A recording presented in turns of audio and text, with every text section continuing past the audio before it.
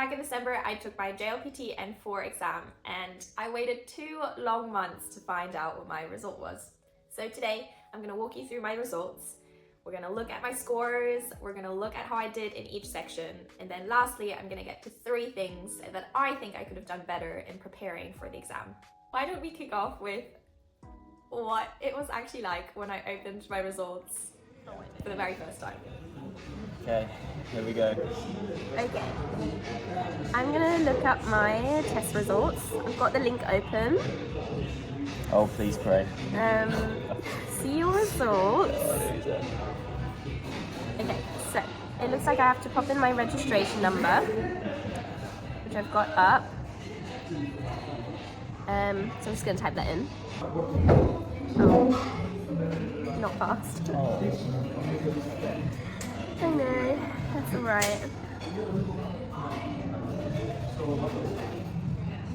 It doesn't really give you much information, to be honest. What does it say? Like nothing, it just says not passed. Literally. Yeah. Oh, I'm sorry.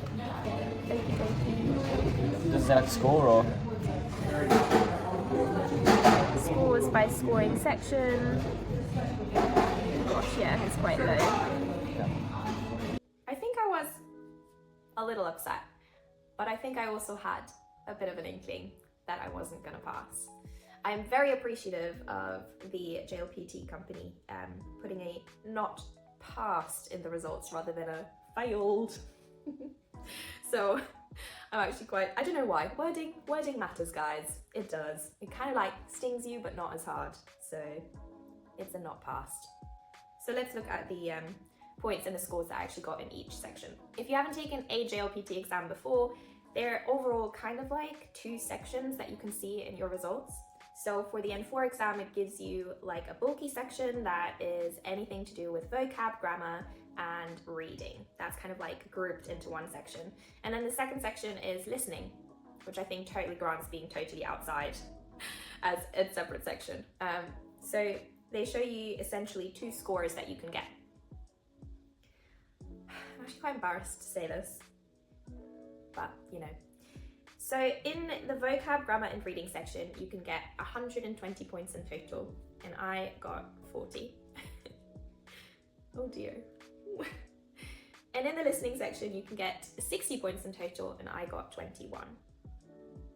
What did confuse me a little bit is if you go onto the JLPT website, it says that technically, they're kind of like different ways to get a pass. So firstly, you need to pass the individual section. So you need to get a minimum score in the reading, grammar and vocab, and then a minimum score in the listening.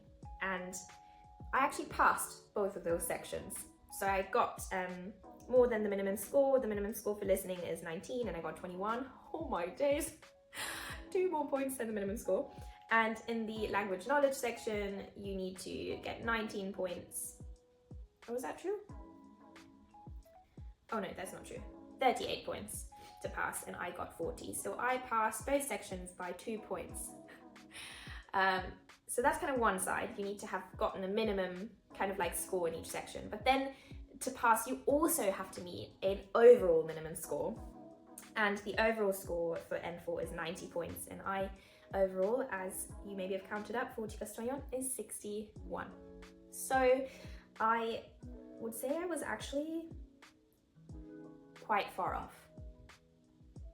The other part in the results is the second section, where then also it seems to kind of like give you a grade. And I got a B in vocab, a C in grammar, and B in reading, which means that my grammar needs working on. Also not a surprise. I genuinely think that with all of these scores and all of these grades, they're not necessarily a surprise if I've really reflected on both my reading habits, my learning habits, my study habits in general, just before the test. So yeah, I hope I can just be a good grown-up about these results and take this as a learning going forward. So here are 3 major reasons why I think these are the results that I got back. Firstly, I think I was fooled by the time I thought it would take me to get through Genki 2. I don't really know what went through my brain, but when I signed up to do the JLPT N4 exam, I had quite a few months essentially to study. And at that point, I had only really kind of touched on one of the lectures in Genki 2. But I was fooled, guys. I don't know what the heck went on in my head, but I love a little bit of a YouTube scroll. And I don't know what the word is there. Anyways, definitely not troll. I love a bit of a YouTube scroll. And I'm so sure, I kept seeing these videos where it was like, you can get through Genki 1 and 2 in 2 months. And I don't know, probably, yes, fine, that was all clickbait, whatever. But I don't know why that really manifested itself in my brain. And I was convinced I could get through Genki 2 in a month. So I literally powered through every single lesson without really doing any of the exercises in the book. I just kind of like skimmed over them. I was like, oh, I'll get the gist of the grammar, it's okay, it's not a big issue. And the reality is, yes, I technically got through the book. I understood all the grammar points. I knew what was coming up. I knew exactly what each grammar point was. And yet, it had no time to like actually sink into my head. There was no time for it to settle and no time for it to really become knowledge in my head. I'm gonna give you a comparison. So, I went through Genki 1 and I think I spent probably, if I'm really honest with myself, I spent an entire year on Genki 1, that's 12 months. So I know that sounds crazy, like not even at uni or if you're studying this in a kind of classroom setting, I don't think that's, you know, the time that it takes to go through Genki 1, but I was just taking my sweet time and I was loving it and I was just taking it slow and I just loved going through each of the, I don't know, kanji and like, I don't know, I was just taking my time and I was really loving it and I did every single exercise and I don't know, that, it didn't have to take me 12 months, but it did, that's all right. But if you ask me anything from Genki 1, I could probably recite it all to you, word by word. That's a bit weird. So then to get to Genki 2 is actually quite a lot chunkier than Genki 1. I think it is actually quite obvious in hindsight. And to get through this in a month, it's just not realistic, really, for that to stick well enough in your head.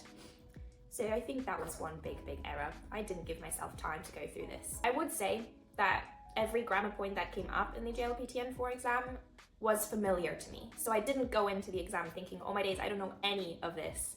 But the speed at which you have to go through the exam just means that it really needs to sit well with you. It can't just be something you're familiar with. It needs to be something you're comfortable with. So yeah, I should have just spent a bit more time, just a bit more time. And that's how we get to point number 2, the speed of the exam. I had done a bit of research going into the test and I like Googled loads and essentially lots of people have said that it's best if you do mock exams beforehand because there's barely any time for you to answer the questions. And so I, again, had this thing in my head where I thought, okay, I'm gonna have absolutely no time to complete this test. I just have to rush through it. I just have to answer it. I can't spend time on one question and mull over it. I just have to like tick, tick, tick, tick, tick, tick. Was that good advice? I think yes and no. It was really good to know that the time restraints are restraining. But I think it also hindered me and stressed me out on the day. Because on the day when I was actually sat there, you know, ticking off all the answers, all I could think in my head was just get through it quick. Because if you don't get through it quick, you have no chance of passing this. And again, there's always two sides to a story and a very fine line between the same fact. Knowing it, I think, was better than not knowing it, but knowing it also stressed me out. So, very fine line. Yeah. My third and final reflection on my studies is that I think I obsessed a bit too much over wanikani and kanji. And again, it's the same story. I love learning kanji, and I think that's probably what gives me the most energy for everything else. And I love identifying what gives me energy so I can use that for, you know, all the other parts of learning a language.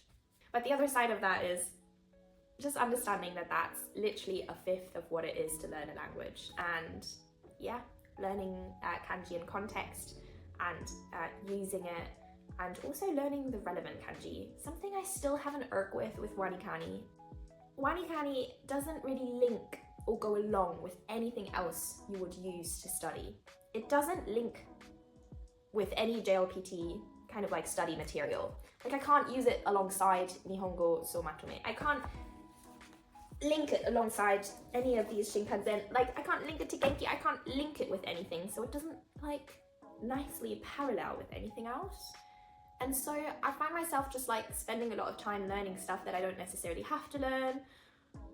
It's tricky. It's a tricky one because it's my favorite tool to learn. And yeah, also really impractical with all of the other things that I love using. So those are my 3 points, and they're kind of like the 3 biggest ones. I have so many other thoughts on why I did not pass this test, but I'm gonna still reflect on those and maybe share them with you another time. But yeah, that's my results for my JLPT N4 exam that I took recently. My next steps are to actually revisit Genki 2. I actually have the energy and time, and well, if I have the time, that is actually questionable, but I have the want and the will to run through Genki 2 again. I'm not wanting to spend another 12 months on just one textbook, but I am going to take some time to go through the exercises and let Genki 2 grammar sink into my head. And that's what I'm going to do in the next few months. Maybe 1 or 2 or 3, we'll see. I haven't made a schedule yet. So come along as always with me, and yeah, thanks for listening guys.